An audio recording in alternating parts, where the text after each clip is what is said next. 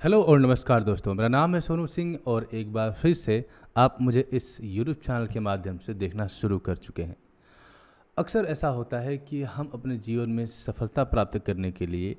कोई डिसीजन ले लेते हैं और फिर उस डिसीजन पे चलना शुरू करते हैं। लेकिन फिर एक समस्या आती है कि दिनों दिन हमारा मोटिवेशन गिरता चला जाता है।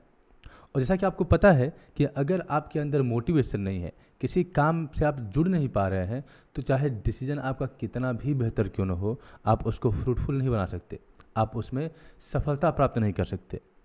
तो आज हम यही जानने की कोशिश करेंगे कि क्या है ये मोटिवेशन का साइंस और किस तरह से हम अपने आप को इस पूरी जर्नी में मोटिवेटेड रख सकते हैं। कई बार जब मोटिवेशन की बात चलती है तो लोगों के दिमाग में ये मिसकंसेप्शन बैठ जाता है कि मोटिवेशन का मतलब होता है कि आपको स्ट्रांग होना पड़ेगा, आपकी स्ट्रेंथ बेहतर होनी चाहिए। लेकिन कभी भी आपका जो मोटिवेशन है वह आपकी मजबूती और आपकी स्ट्रेंथ से नहीं आती, बल्कि आपकी बुद्धिमानी, आपके विजडम और आपके नॉलेज से आती है। अगर आपके पास इंटेलिजेंस है और अगर आपकी नॉलेज बेहतर है तो आप हमेशा उस काम में अपने आप को मोटिवेटेड फील करेंगे। एग्जाम्पल के तौर पे जो व्यक्ति स्पोर्ट्समैन के आसपास रहता है उसका मन करता है कि वो स्पोर्ट्स में पार्टिसिपेट करे, वो भी प्रैक्टिस करे और वो भी अपने खेल को निखारे। यानी कि जितना समय आप उस इन्वायरमेंट में बिताते हैं उतना ही जानकारी आपको मिलती रहती है और फिर अंदर से आपके ये मोटिवेशन आने लगता है कि आप उसमें ट्राई कर सकते हैं और ख़ुद को आप बेहतर बना सकते हैं। तो इसका मतलब ये हुआ कि आपकी जानकारी जितनी बेहतर है, आपका मोटिवेशन भी उतना ही बेहतर रहने वाला है। कई बार हम काम तो शुरू कर देते हैं,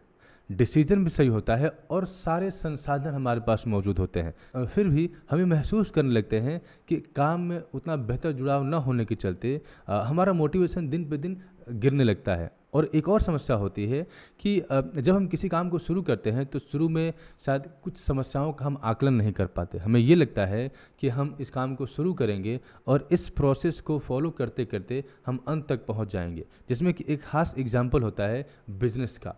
या फिर आप स्टूडेंट के लाइफ से ही एग्जांपल ले सकते हैं कि जैसे कोई बिजनेस स्टार्ट करता है या कोई अगर अपनी जर्नी स्टार्ट करता है किसी स्कूल या कॉलेज में, तो शुरू में उसे सब कुछ स्मूथ लगता है। लेकिन जब मिडिल पार्ट आता है तो मिडिल पार्ट में आदमी कहीं गुम सा हो जाता है, यानी उसका मोटिवेशन गायब हो जाता है, ड्रॉप हो जाता है और फिर उसके सामने कुछ समस्याएं आने लगती हैं। और जैसे ही आपके सामने प्रॉब्लम अपीयर होने लगती है, समस्या आने लगती है, वैसे ही आप क्विट करने के बारे में विचार करते हैं। आप ये सोचते हैं कि शायद ये समस्या इतनी बड़ी है कि मैं इसको फेस नहीं कर सकता और मैं इससे आगे नहीं बढ़ सकता। लेकिन जब आप किसी भी अचीवर्स की कहानी को पढ़ेंगे, किसी ऐसे व्यक्ति के बारे में जानने की कोशिश करेंगे जिन्होंने अपने जीवन में सफलता हासिल की है, हर एक व्यक्ति इस दौर में पहुंचता है, हर एक व्यक्ति इस दौर को फेस करता है। क्योंकि जब आप अपने यात्रा की शुरुआत करते हैं तो शुरू में आपको सब कुछ स्मूथ दिखेगा, लेकिन आपका चैलेंज जितना ही बड़ा होगा, आपका लक्ष्य जितना बड़ा होगा, आपके सामने उतनी ही बड़ी मुसीबतें खड़ी होने लगेंगी। और अगर आप उस मुसीबत को फेस नहीं करेंगे, उसका समाधान नहीं ढूंढेंगे, तो वहीं से आप उस अच्छे डिसीजन में और अच्छे रास्ते पर होने के बावजूद भी आप वहाँ से पीछे हट जाएंगे। तो किस तरह से हम वहाँ पे अपने आप को मोटिवेट कर सकते हैं?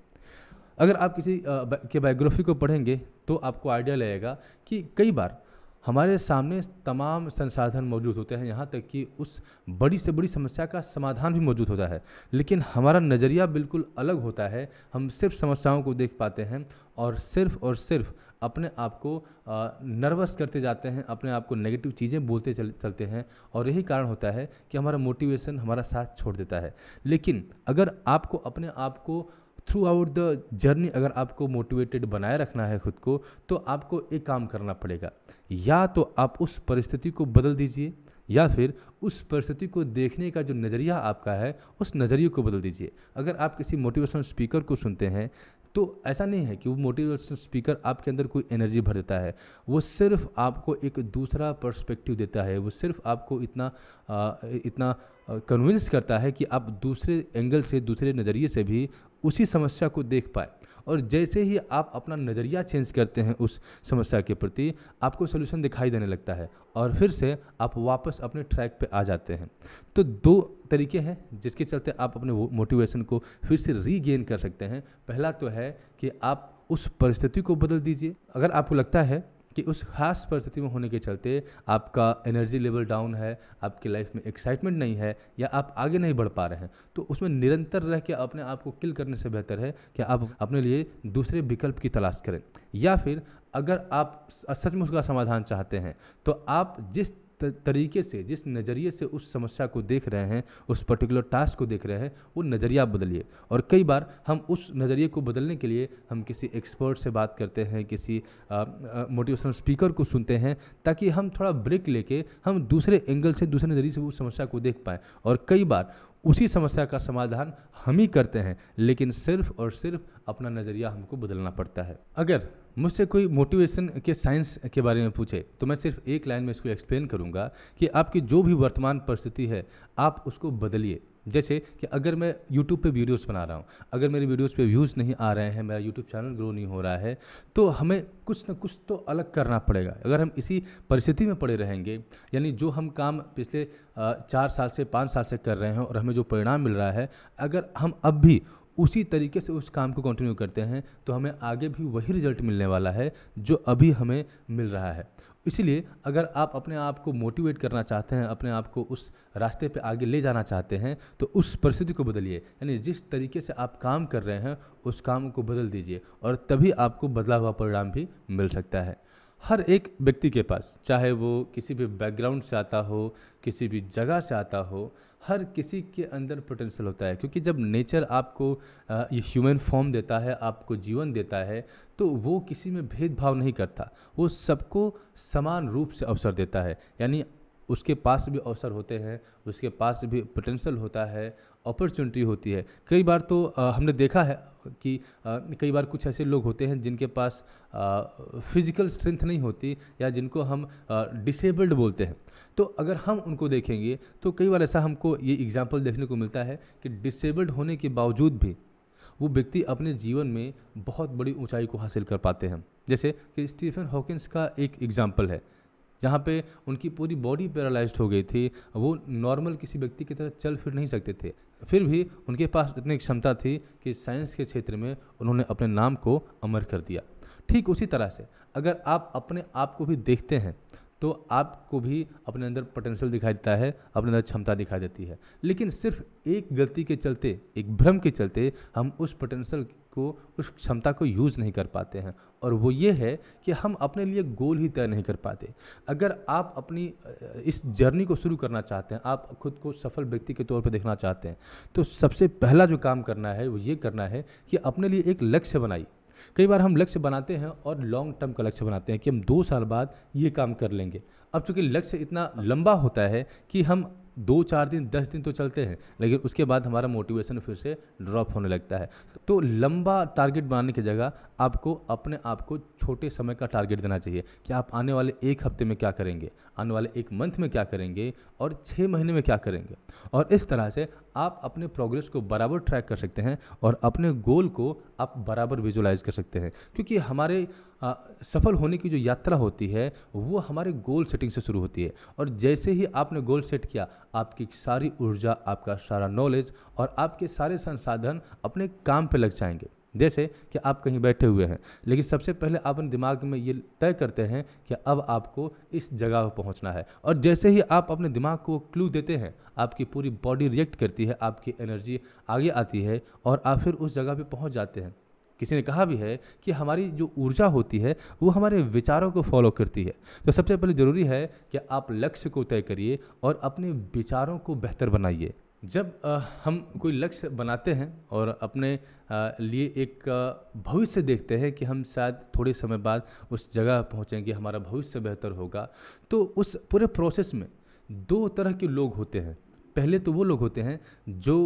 काम को करते हैं, और दूसरे वो लोग होते हैं जो अपने आप को उस व्यक्ति की श्रेणी में देखना चाहते हैं जिन्होंने उस काम को कर लिया है।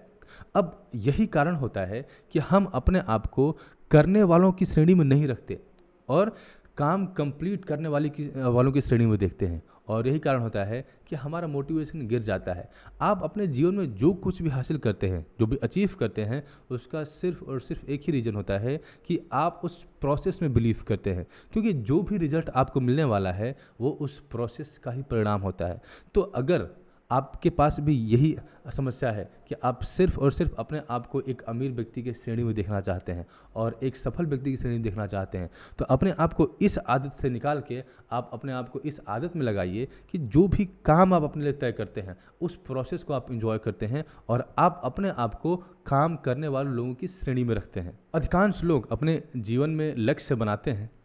पर हर कोई अपने लक्ष्य तक पहुंच नहीं पाता है। मैक्सिमम लोग लक्ष्य बनाने के बाद आधे अधूरे में ही रास्ते में ही अपने लक्ष्य से भटक जाते हैं, अपने लक्ष्य को छोड़ देते हैं। और इसके पीछे ये कारण नहीं होता है कि उनका लक्ष्य महत्वपूर्ण नहीं है, बल्कि इसके पीछे कारण ये होता है कि उस लक्ष्य तक पहुंचने का जो प्रोसेस होता है वो उनको बहुत बोरिंग लगता है, वो उतना इंटरेस्टिंग नहीं होता है। अगर आपको अपने लक्ष्य तक पहुंचना है तो आपको उस प्रोसेस को इंटरेस्टिंग बनाना पड़ेगा। तो आपको इस बात का भी ख्याल रखना है कि अगर आपने कोई लक्ष्य बनाया हुआ है और आपको असल में अगर अपने लक्ष्य तक पहुंचना है तो आपको अपने प्रोसेस को इंटरेस्टिंग बनाना पड़ेगा। इम्पॉर्टेंट ये भी है कि अगर आपको अपना लक्ष्य हासिल करना है तो आप अपने आप को कैसे मोटिवेट करते हैं, खुद को मोटिवेट करने का आपका तरीका क्या है। क्योंकि सफलता के लिए न सिर्फ लक्ष्य तय करना और न सिर्फ उस लक्ष्य पर चलना ज़रूरी होता है, बल्कि साथ ही साथ आपको ये भी ध्यान रखना पड़ता है कि आप अपने आप को किस तरह से मोटिवेट करते हैं। कई बार क्या होता है कि हम सब कुछ हमारे साथ बेहतर होता है लेकिन सिर्फ और सिर्फ हमारा मोटिवेशन लेवल गिर जाता है और इसलिए हम उस चीज़ में आगे नहीं बढ़ पाते। चाहे कोई भी सफल व्यक्ति हो, वो अपने जीवन में सफलता को प्राप्त करने के लिए, अपने लक्ष्य तक पहुंचने के लिए किसी न किसी तरह से इस चीज़ सीख लेता है कि वो थ्रू आउट द प्रोसेस अपने आप को किस तरह से वो मोटिवेटेड रखता है। जैसे अगर आप किसी काम की शुरुआत करते हैं तो ये ऑब्वियस सी बात होती है और इसके पीछे एक रिसर्च भी किया गया है जिसमें इस बात को पाया गया कि अगर हम काम की शुरुआत करते हैं तो शुरुआत में हम बहुत मोटिवेटेड होते हैं और अंत में भी हम बहुत मोटिवेटेड होते हैं। जैसे आप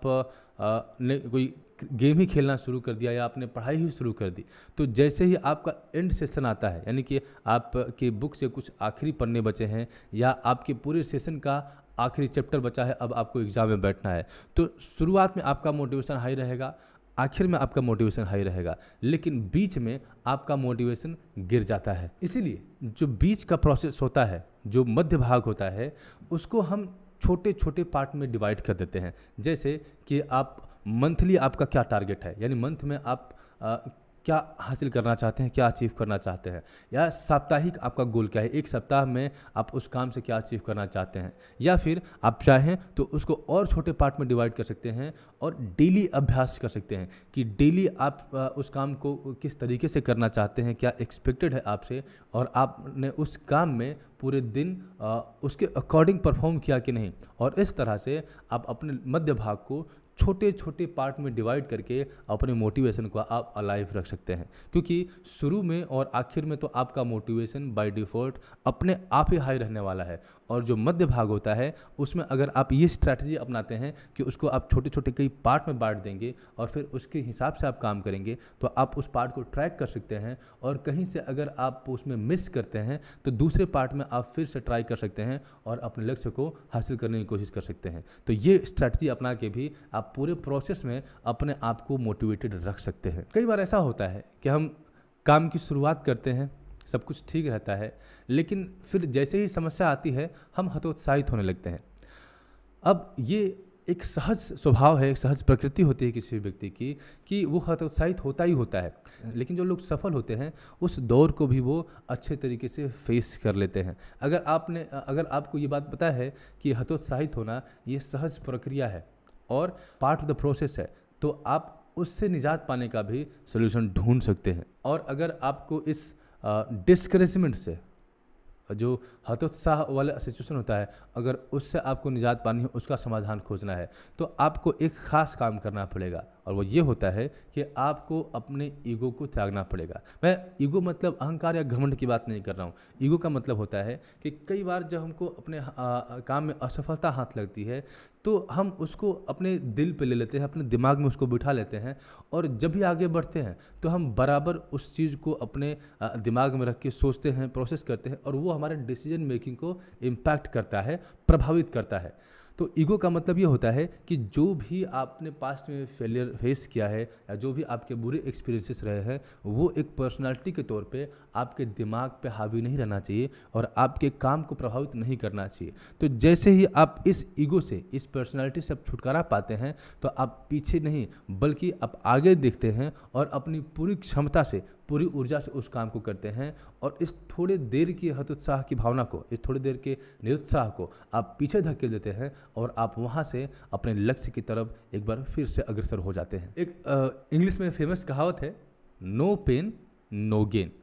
अगर आप जिम जाते हैं तो अक्सर आपको जिम में ये लाइन लिखी हुई देखने को मिलेगी, लेकिन ये जो नो पेन और नो गेन है,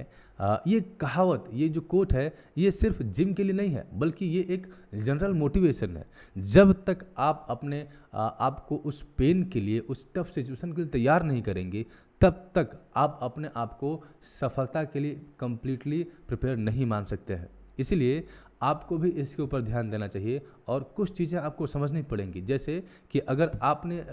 लक्ष्य बनाया है तो उसी प्रोपोर्शन में आपको समस्याएं भी आएंगी, आप हतोत्साहित भी होंगे और आप मायूस होंगे और बहुत सारी समस्याएं भी आपके जीवन में आएंगी। लेकिन अगर आपको सफलता हासिल करनी है तो आपको पता है कि it is a part of the process, ये आपके काम का अहम पहलू है और इससे लड़कर आपको अपने लक्ष्य तक पहुंचना है। इसलिए